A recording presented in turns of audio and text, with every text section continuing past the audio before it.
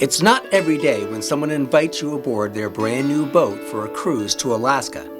So when the opportunity presented itself this past summer to hop aboard a brand new Sun Odyssey 490 with owners Scott and Liz Rose, of course, I had to say yes. Hi, this is Paul Fenn with another episode of Jeanneau Underway.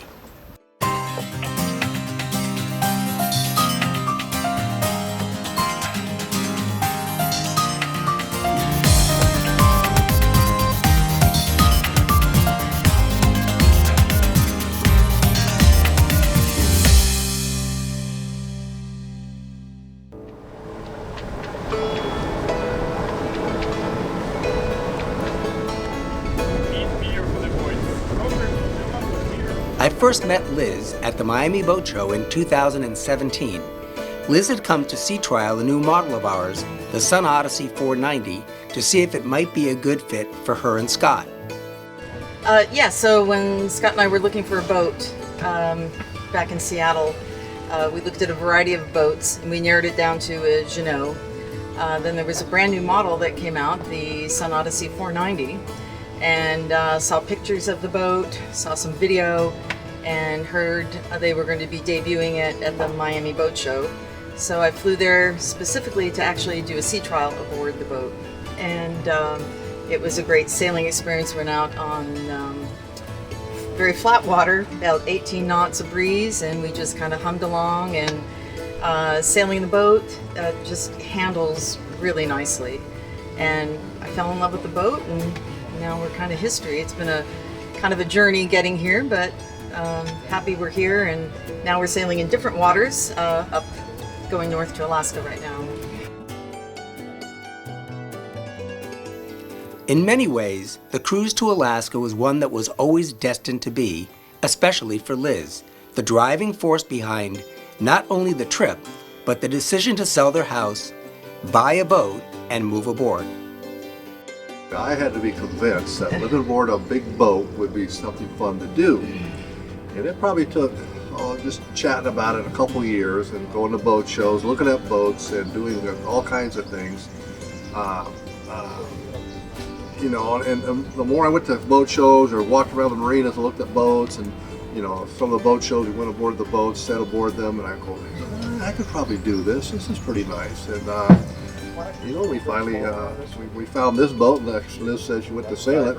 We were all in, and so I ended up selling the house, selling the furniture, selling it all, and buying the boat. And the transition for me from living ashore to living aboard a boat was actually quite simple. And, I do the same things. I just don't have that far to walk to do them.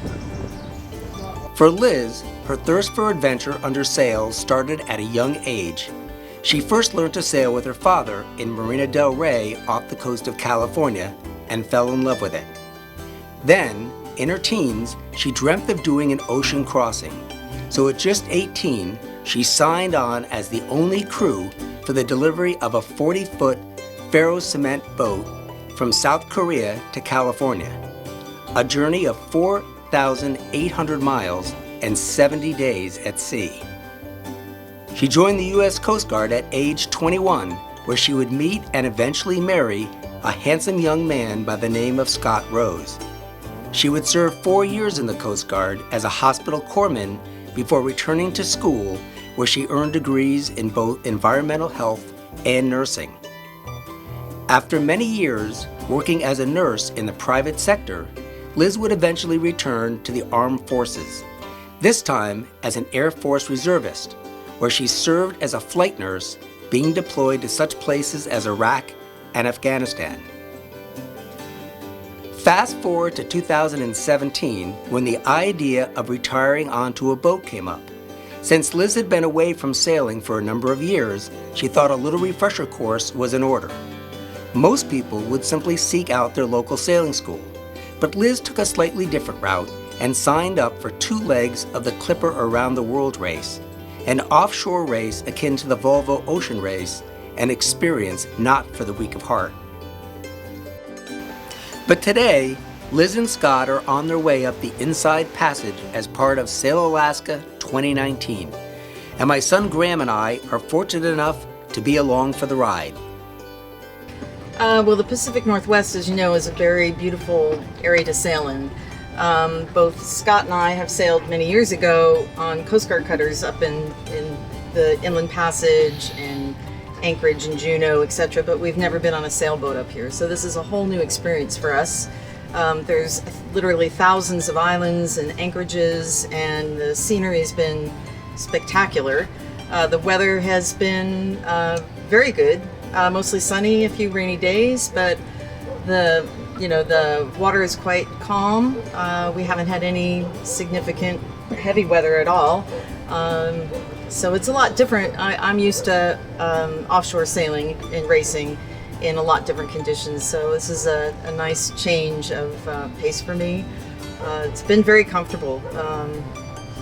Had some great anchorages, but yes, you do have to conserve as you would on any boat going on any long distance trips.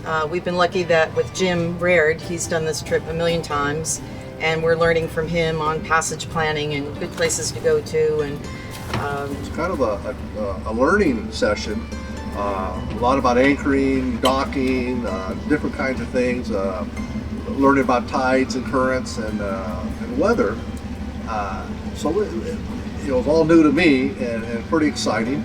And for 5 people aboard this boat, it was actually pretty comfortable, not too cramped, and I think we got along pretty well. Nobody got injured, so no mutinies. No mutinies. And it worked out very well. You guys are leaving, and then we get to catch a can. We'll pick up another lady to sail the rest of the trip with us. Before I left, I was curious to know if Scott and Liz thought they had made the right choice choosing the Sun Odyssey 490. We're very happy with Bellatrix. It's an awesome boat.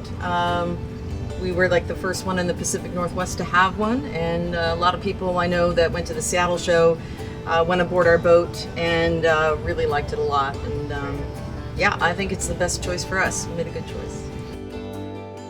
Over the course of my 20-year relationship with Jeanneau, I've certainly had the opportunity to sail in some awesome places. But cruising up the Inside Passage of British Columbia, where we sailed with the whales, walked with the bears, and feasted on fresh salmon right out of the sea, was pretty special.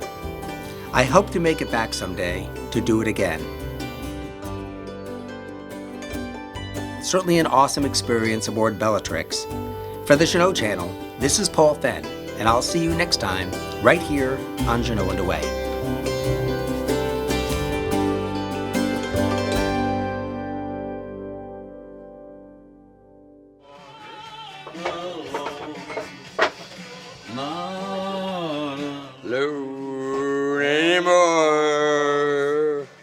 Oh, now the fuel is down to 55.